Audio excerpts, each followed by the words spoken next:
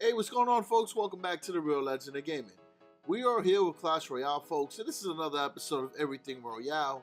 And folks, in this episode, we're going to go over a new Giant Musketeer deck that we have been using in the ladder. It's a pretty solid deck, and a lot of the cards you guys should have. So let's check it out, folks.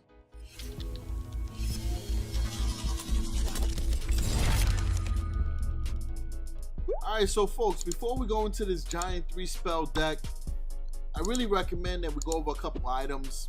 For one, if you're looking for a great laugh and a different twist of Clan Wars, then check out the Clash Royale Meta video. If you click on watch, it'll take you to the YouTube video. I definitely recommend it. It's pretty cool. But one thing that I wanted to point out, actually two, is that you can check out your Clan War status and see how your clan ranks up against the world. So there's a leaderboard that you can check out. And folks, you might be surprised how good your clan is actually doing. I know, for example, we're 3-0. I'm going to check this out afterwards. I think that we have a pretty solid chance of being a good clan in the future. We got solid players, and the rate that we're going, we could be in this leaderboard eventually, right? That's a clan gold squad goal, right? Now, another feature that I wanted to point out that I actually think is really cool. So, you know, there are times where in your clan wars, you might have a player that has not done their attacks yet, especially to get your battle cards. So there's going to be a way to nudge the way to victory. This is a video here from Clash Royale, and they give you an example. This is directly from their Twitter. So, you know, you click on the player's profile, and then you just hit nudge, and it will remind them to attack. So it's a pretty cool feature right there. So again, always good to check this out because this is how you can get some news and you keep up to date what's going on with Clash Royale. But now let's get into the deck. Alright, so the deck that we have been using in the ladder is the Giant, Musketeer, Mega Minion, the Fireball, the Arrows, the Zap, Ice Spirit, and Dark Prince. Elixir cost is 3.3, so it means you can use this deck the entire match. You don't have to worry about waiting for Elixir to pump. You don't have to worry about saving your golem for double Elixir time. This deck is awesome. It's a cycle deck, and you can go right through everything. You can defend against air, you can defend against ground, and you got late chip damage cards at your arsenal. So we're going to show you a couple highlights with this deck, and then you guys will see how easy it is to use and how fun it is at the same time. So let's check it out, folks. Alright, so here we go. The first replay is up against Rafa RV. And as we do with every video, we'll explain the idea around how using the deck, and in the second replay, we'll do play-by-play. So they played the Giant on the other lane, and we played our Mega Minion, which is okay, right? So we'll play the Musketeer on the left-hand side. Now, something I noticed, right? I didn't notice it when I was playing the match, right?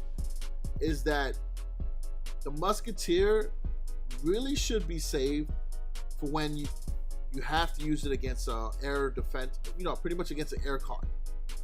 As you see here, it did do some damage against the balloon. However, it was more on the receiving end, so we had to wait for the balloon to make its way all the way down for the Musketeer to be able to actually attack. So best bet I recommend is to save your Mega Minion or your Musketeer and try to see if your opponent has any air cards, right? You can do that maybe like on the first two pushes to get a better idea of how to properly defend. So now that we know they have a balloon and they have a Giant, we're going to comfortably play the Giant with the Prince. And since we had the arrows, we were able to take out those minion horde. And then we use the Ice Spirit to take out the skeleton there, or you could use the Zap. Now collectively, the Mega Minion and the Dark Prince does damage against the Giant, while our Giant does a pretty good job of attacking the tower. And then we'll drop down another Mega Minion, because at this point in the game, we're saving the Musketeer for when the balloon comes out.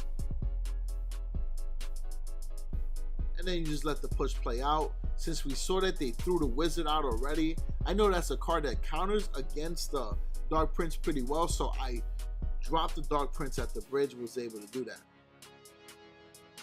However, look at the situation the left is in.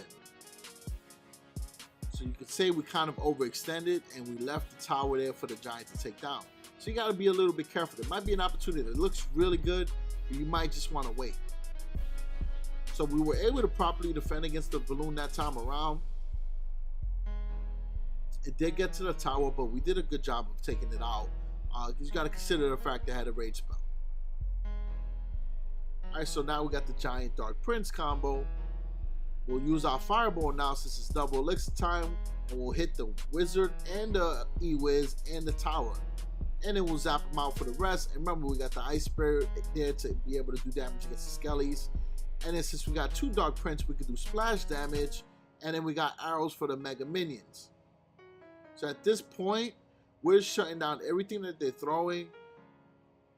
And we're doing a really good job of defending. So we have 239 left on the other tower. All we need to do is play defense, and then we can go for the win with a fireball and arrow. So we're going to defend against the giant with the Mega Minion, and then we use the Dark Prince to take out that wizard. And then the Dark Prince will make his way back down and start attacking the giant. And then we'll fireball for the win. And we had arrows there just in case, so that we would have been able to take out the mini horde, allowing the giant to get some attack in as well. Alright, so let's go on to the next replay, folks. Alright, so this next replay here is actually against a couple counters. So it is against a prince and also the mortar. So we're going to show you how we can play against that. They also have the skeleton barrel and the goblin gang. So some pretty good cards that do counter our musketeer. However, the Dark Prince could counter very well against those spawning troops. So we use the musketeer there, since we saw they brought out the air card. So Mega Minion Musketeer will get the job done. The only thing that we really need to worry about is that mortar and that prince, right? Because the prince could take out our giant. But since we have a lot of aerial support, we're able to take out those bats along with the skeleton barrel. And there goes the Mega Minion, so we drop it down. And I just realized I'm not doing play-by-play, so we'll go into it right now after this push. Alright, cool. Alright, so now we're letting our elixir count build up.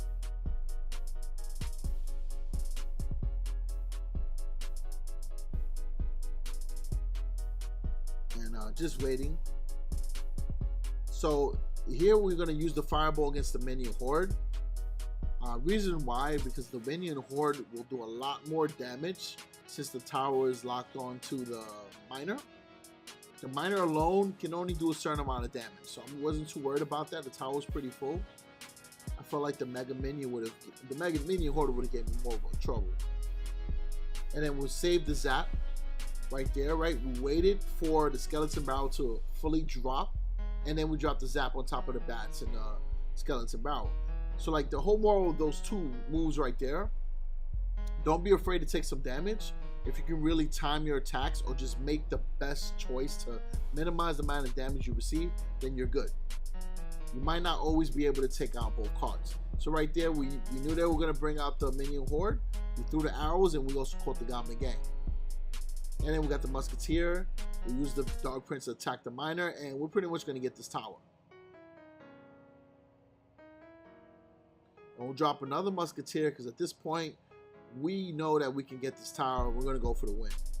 So you see, deck is pretty solid. And again, it counters, it plays very well against a lot of different cards.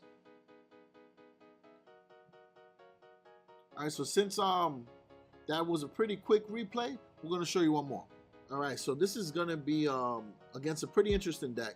So it's a Dark Goblin deck that also consists of the Wizard, the free spell. So it's a bit of an off-meta deck. So right there, we use the arrows on a Dark Goblin, which recently got buffed, and you're going to start seeing a lot more Dark Goblin decks. Alright, so we'll play the Giant. Now, normally when I see an Ice Golem like that, kind of expect a push behind it. So when I let the count build up and then play the Mega Minion. And then we're going to use the Fireball to hit that Ice Golem and that Wizard. Now they have a Mega Knight, so that's something to worry about. The Mega Knight is still pretty good. It did get nerfed a lot, but it's still a card that you need to worry about.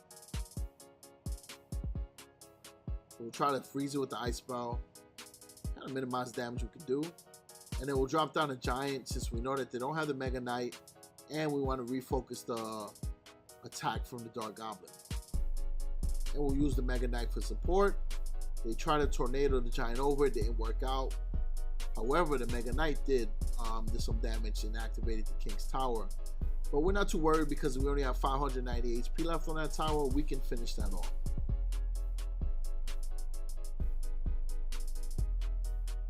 Alright, so we're letting the elixir count build up. We'll drop the Dark Prince in front of the Musketeer. They did a pretty good job of dropping that Mega Knight. I thought that was well placed. But the Musketeer is going to do some damage against that Mega Knight. And then we're going to drop our Giant at the bridge, because we know that the Mega Knight is out of rotation. We're not too much worried about the other cards because we know that we'll be able to get a couple hits in to finish that tower.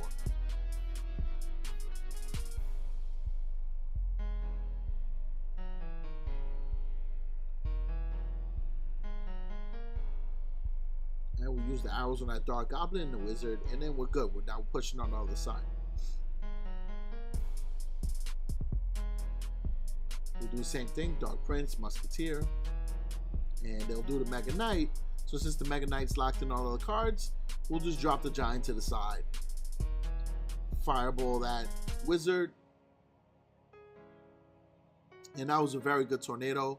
But somehow that Wizard survived. If that Wizard didn't survive, then that tornado would have not been so impactful. And then we'll arrow right there. Mega Knight, we're just going to try to kite it away from the tower,